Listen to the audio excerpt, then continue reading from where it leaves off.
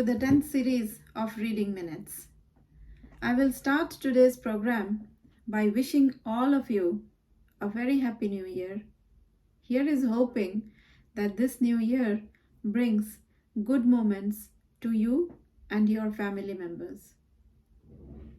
Today is 26th of January as we are recording this show.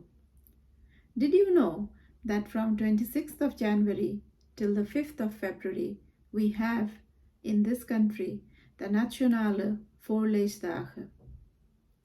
Every year in January the National Reading Days take place, especially for children between 0 to 6 years.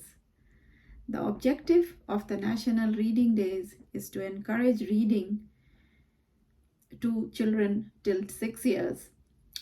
This is for the children who can't yet read or have just learned to read. Although in our series today we have two young readers, they are a bit older than 6 years. They are Divyanka and Sanjana. But even though they are a bit older than 6 years, both of them know the advantages of reading aloud. So first, we are going to hear Divyanka Shaha. She is from the Triangle School, Westwijk. She studies in Group 5D and likes to read books from the Harry Potter series, from the famous 5 series, and she has a special liking for reading Indian mythological stories. In her free time, Divyanka indulges in craft activities and she likes to socialize a lot. What she doesn't like to go to sleep very early, and she doesn't like to read vampire stories. Welcome Divyanka, welcome to the show, and I am waiting to hear what you read for us today. Harry Potter and the Prisoner of Azkaban, Chapter 1, Outpost. Harry Potter was a highly unusual boy in many ways. For one thing, he hated the summer holidays more than any other time of year. For another, he really wanted to do his homework but was forced to do it in secret in the dead of night. And he also happened to be a wizard. It was nearly midnight, and he was lying on his front in bed, the blankets drawn wide over his head like a tent, a torch in one hand, and a large leather-bound book, A History of Magic by Bathilda Bagshot, propped open against the pillow. Harry moved the tip of his eagle feather quill down the page, frowning as he looked for something that would help him write his essay. Witch-burning in the 14th century was completely pointless discuss.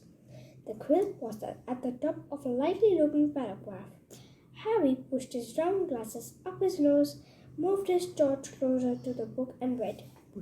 Non-magic people, more commonly known as muggles, were particularly afraid of magic in medieval times, but not very good at recognizing it. On the rare occasion that they did catch a real witch or wizard, burning had no effect whatsoever. The witch or wizard would perform a basic flame-freezing charm and then pretend to shriek with pain while enjoying a gentle tickling sensation. Indeed, Gwendolen the Weird enjoyed being burned so much that she allowed herself to be caught no fewer than 47 times in various disguises. Harry put his quill between his teeth and reached underneath his pillow for his ink bottle and roll of parchment. Slowly and very carefully, he unscrewed the ink bottle, dipped his quill into it, and began to write, pausing every now and then to listen, because if any of the Dursleys heard the scratching of his quill on their way to the bathroom, he'd probably find himself locked in the cupboard under the stairs for the rest of the summer. The Dursley family of number 4 Private Drive was the reason that Harry never enjoyed his summer holidays. Uncle Vernon, Aunt Petunia, and their son Dudley were Harry's only living relatives. They were muggles and they had a very medieval attitude towards magic. Harry's dead parents, who had been a witch and wizard themselves, were never mentioned under the Dursleys' roof. For years, Aunt Petunia and Uncle Vernon had hoped that if they kept Harry as downtrodden as possible, they would be able to squash the magic out of him. To their fury, they had been unsuccessful and now lived in terror of anyone finding out that Harry had spent most of the last 2 years at Hogwarts School of Witchcraft and Wizardry. The most the Dursleys could do these days was to lock away Harry's spellbooks, wand, cauldron, and broomstick at the start of the summer holidays and forbid him to talk to the neighbors. Thank you. You read very well indeed. You read very clearly, and of course, the chapter that you had chosen to read from the Harry Potter book was very interesting, like all other books of this series are.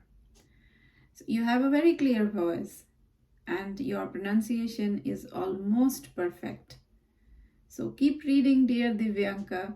Keep making more reading minutes, and welcome and thank you for coming to my show and reading for us. Thanks a lot. My second guest today is Sanjana.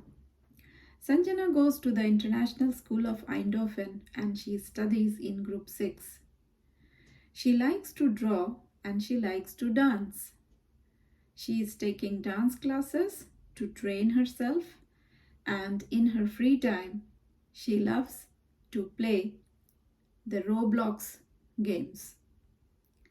Traveling and reading are her two hobbies.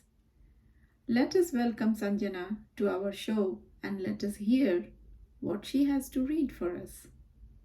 Welcome, Sanjana.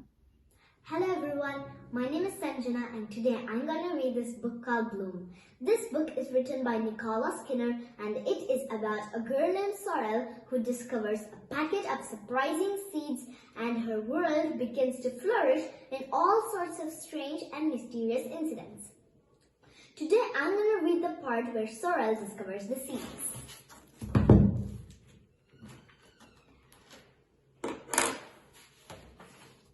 I bent down and reached for the thing.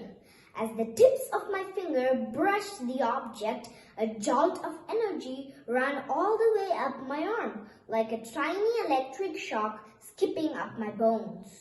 For a second, a vision flashed my brain.